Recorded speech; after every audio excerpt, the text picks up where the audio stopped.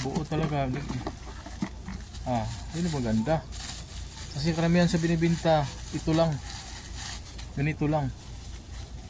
Pero samantala siya, 600 plus lang, buo na. Yan, nasa loob pala yung 30mm. May tatak. Nakalagay 30mm.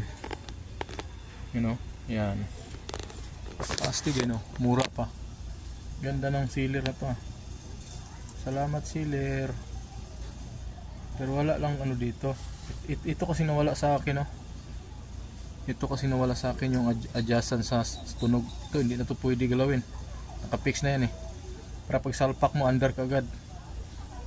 Sa injector. Yan, diretsuhan na yan.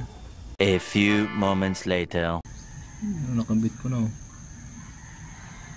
Malaki lang masyado yung niya, likod. Yung dito, yung niya. Mas maliit yung connector na yun, adapter.